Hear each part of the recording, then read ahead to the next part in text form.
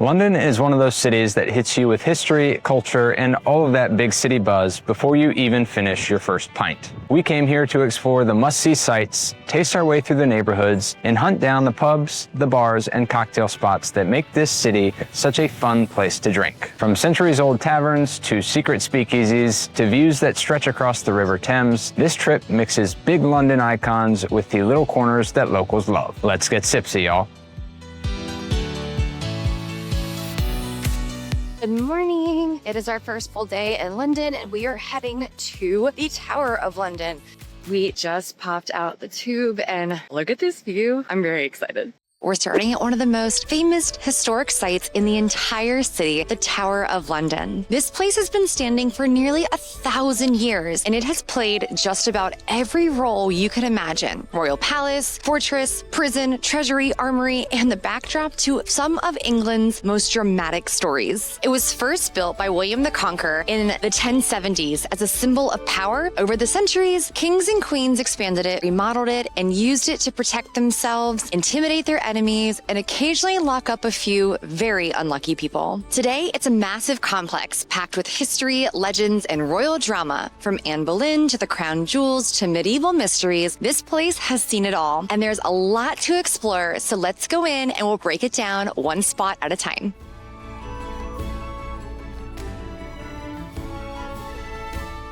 The White Tower is the oldest part of this entire complex. This is William the Conqueror's territory, basically the medieval version of I arrived and I'm building a giant fortress so everyone knows it. Inside, you'll find the armor, weapons, and enough royal intimidation pieces to remind you that medieval kings did not play around. It's the backbone of the entire tower, and it's pretty wild to think that this has been standing here since the 11th century.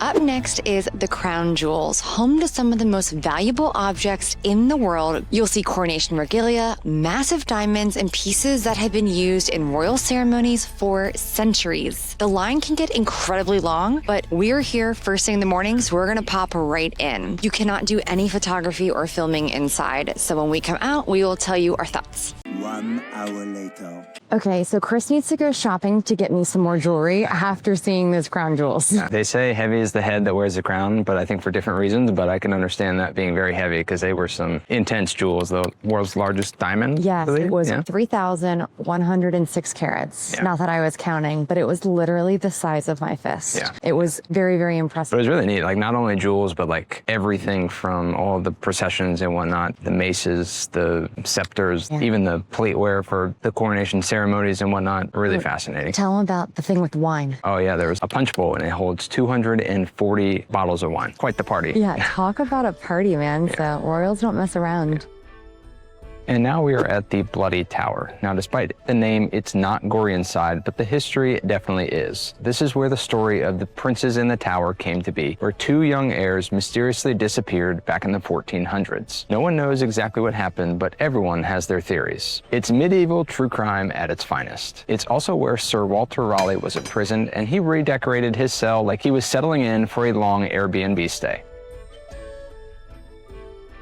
So unrelated, they do offer free tours with, what are they called? I swore Kevin called them a beefeater. Maybe it's just because I was thinking about gin. They offer free tours here, so you just gotta know when the tour is. We just passed the first one, easily 200 people that just walked by us. So keep that in mind that if you are gonna come and you're planning on doing a free tour, you and 200 other people will be on the tour. Sure, it's great because you get like all the history, and you don't have to do it yourself, someone tells you. But at the same time, we've gotten to go at our own pace, see what we want to see, and don't have to be with 200 other people. Yeah, that looked miserable for us. For us, we're a pass on that. Okay, let's go find some more awful, disturbing, and creepy history. And now, the spot everyone secretly comes for. Tower Green is where Anne Boleyn was executed, right inside the walls of the Tower of London, instead of out in public because the king wanted something a little more private. Her execution in 1536 is one of the most famous stories tied to the tower. This is the exact place where Henry VIII's second wife lost her life, and her story is woven into almost every corner of this place. So something I wanted to just say is like we're walking around this fortress that was built in the 11th century and obviously added on to. Across the street is like the modern London, and it's such a crazy contrast. Like walking along this corridor, we just learned about archers in this past tower, and we pop up outside and you're in like a medieval mindset, and then you look this way and there's traffic and all sorts of buses, and it's just kind of a crazy contrast. And finally, the ravens. Legend says that if the ravens ever leave the tower, the kingdom will fall. So they keep at least 6 here at all times. They're huge, they're dramatic, a bit mouthy, and honestly, they act like they own the place, which they kind of do. Final thoughts on Tower of London. Since I've been here before and I knew how awesome it was, I'm gonna let Chris go first. It was really neat. It was very expansive. You know, I had done a little bit of research, so I knew a little bit what to expect, but it went on forever. I think we've been here for 2.5 hours just exploring, and we've been nonstop exploring. So a lot of different stuff to see. I'm still gonna say it's a 10 out of 10. I think of all the things to do in London, that one's gonna give you the most history just because it kept expanding from when it was built. And also the history is pretty varied. They had rooms where it was armory and they had the different types of weaponry. They went through the whole royal line. They did all the different prisoner stories. So definitely a lot of history here. Plus the views are really great, especially with the Tower Bridge. We're not going to do the Tower Bridge this trip, but it's beautiful to look at. And from right here, you're getting a great view. Tower Bridge might look like it's been here forever, but it's actually a relatively young addition to London's skyline, built between 1886 and 1894. As one of London's most recognizable landmarks, it was built to help ease traffic across the Thames while still allowing tall ships to pass through. Its design mixes Victorian engineering with Gothic-style towers, and the whole structure can lift in the middle to let boats glide underneath. It's a working bridge, an icon, and one of the best views in the city all at once. We are going to head to meet up with Kim and Kevin, so let's go. We met Kim and Kevin at a travel conference years ago and have been travel buddies with them ever since. They were even our very first visitors in Bologna last summer. They spent the last 4 years in London, so now that we're all here at the same time, they're joining us and taking us around to some of their favorite places. All right, after lunch, we have made our way over to the Sky Garden for our 2:30 reservation. It sits at the very top on the 35th floor, which means we're basically relying on the London weather to play nice. Booking a view in this city is always a gamble, but on a clear day, the views up here are unreal. You can see the Thames snaking through the city, the Shard off to one side, St. Paul's Dome, Tower Bridge, and rooftops stretching all the way out to the horizon. Even when London is trying its best to be moody, the floor-to-ceiling windows still make the whole place feel wide open. The Sky Garden itself is designed like a huge indoor greenhouse with terraces of tropical plants, tall walkways, and plenty of space to wander. There are cafes and restaurants up here too, so you can grab a coffee, a cocktail, or even a full meal while taking in the views. We were super lucky and were able to get 2:30 tickets to come up here that were free. It is free to come up, but the tickets go very quickly. If you aren't lucky and you can't get tickets, there are a couple different options for bars and restaurants that you can reserve a table and then you can get a pass up here that way. From here, we crossed over Tower Bridge to explore the South Bank, stopping at the Christmas markets along the way. This is a boozy hot chocolate with Bailey's. I'm not just chilling, I'm keeping up.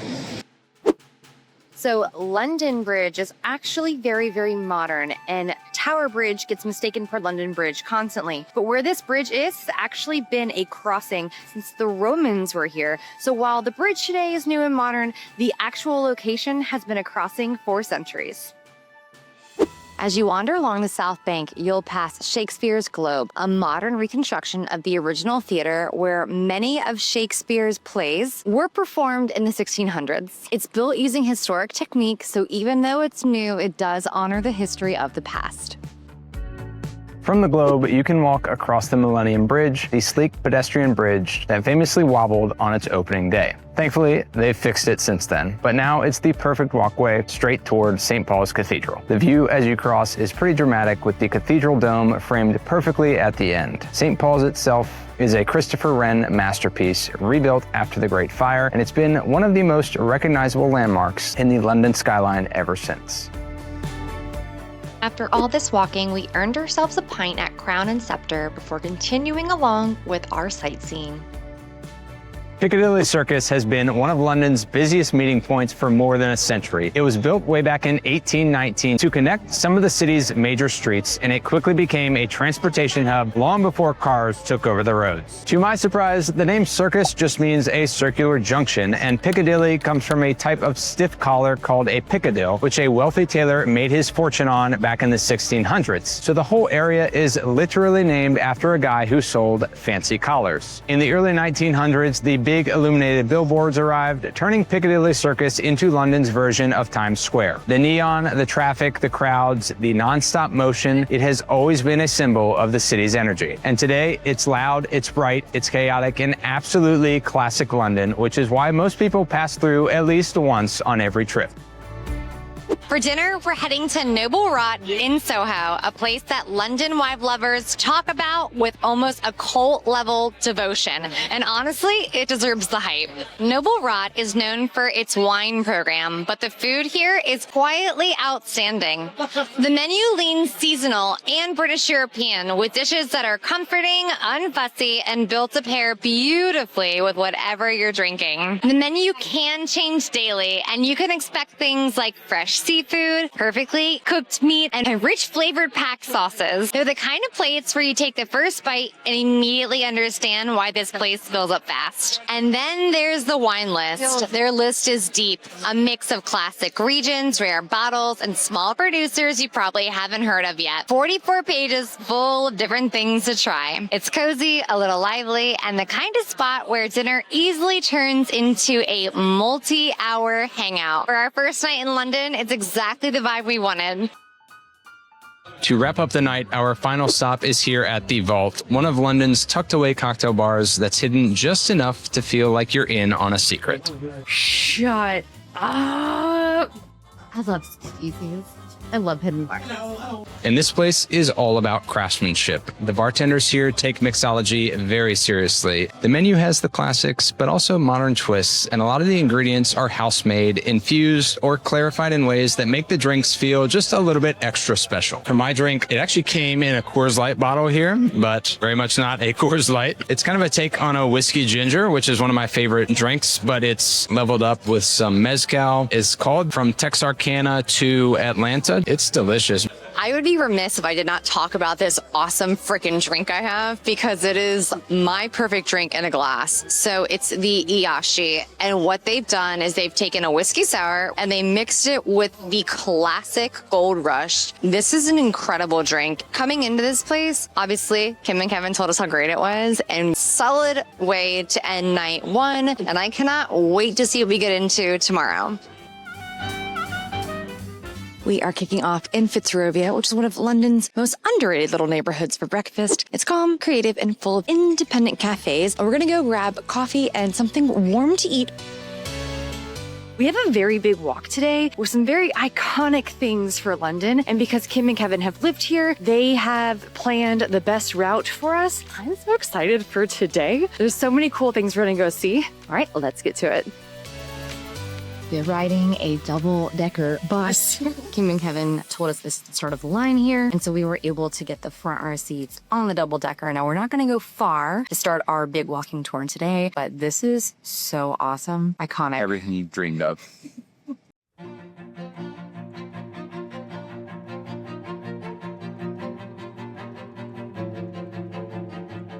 First stop is going to be Buckingham Palace. We thought the changing of the guard was earlier, so we are here for the changing of the guard along with 1,000 people. So we're not going to get very close. More than 1,000. Thousands of people. So many people. So many people.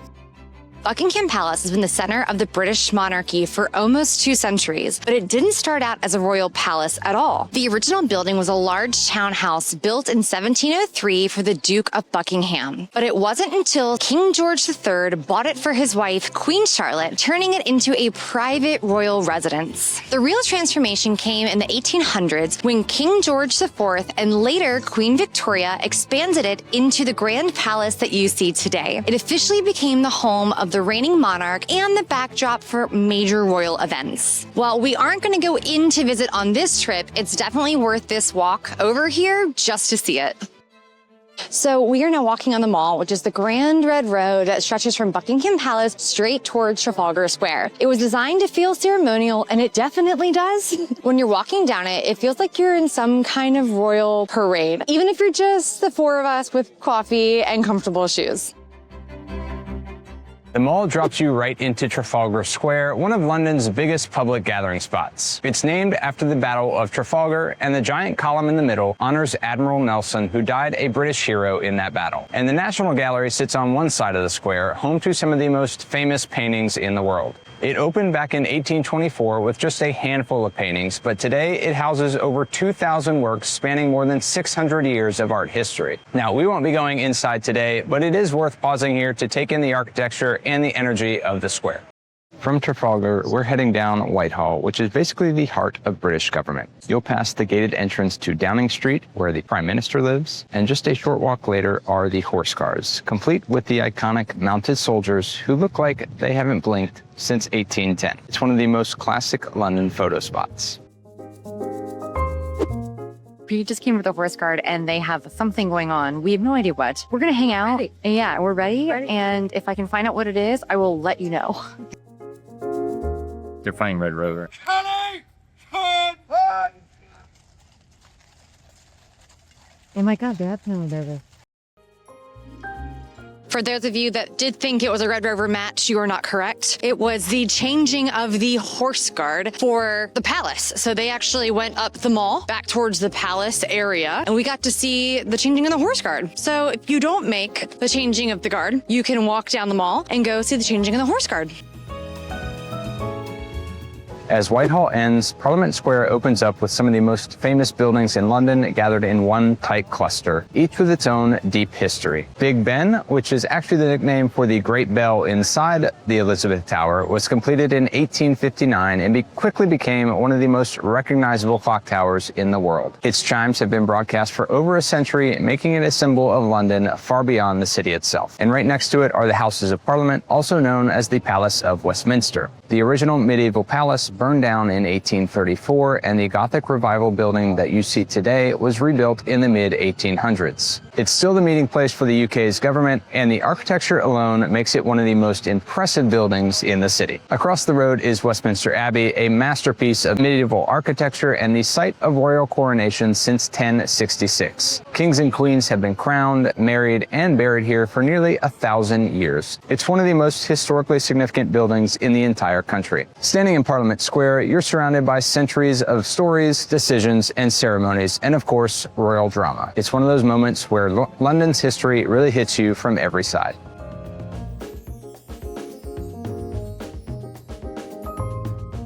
We are going to have lunch at Borough Market, and we are walking around, and it is absolutely stunning. All of the different stalls, there's oysters, there's everything that you could ever want here, and now we have to decide where we're going to start.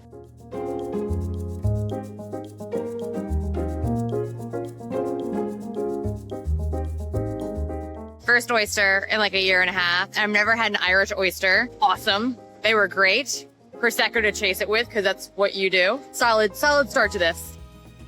That lasted about 5 seconds. We done. We are very done. We're almost done with our Prosecco, and now we are on round 2.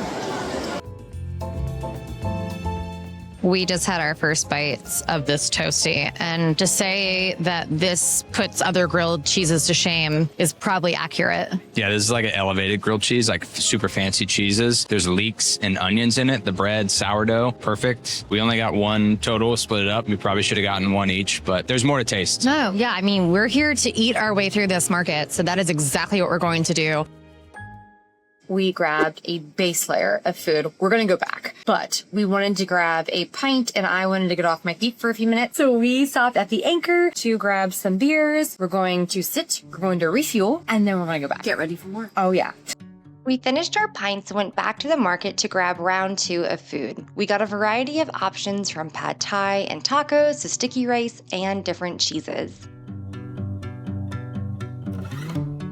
We decided another pint was in order, so we wandered into the Globe Tavern for more beers. Needless to say, we were definitely getting our fill of beer on this trip. We left the Borough Market area to head back towards Fitzrovia, where we luckily found yet another pub before making our way to dinner. For dinner, we kind of went off of what we thought we were going to be doing. We ended up here at Passyunk, and this is an American bar. So we had a Philly cheesesteak, we had nachos, and we had tater tots, which are just not readily available where we live in Bologna that we have found. Chris got a PBR, which he hasn't had in like a year and a half. It was awesome.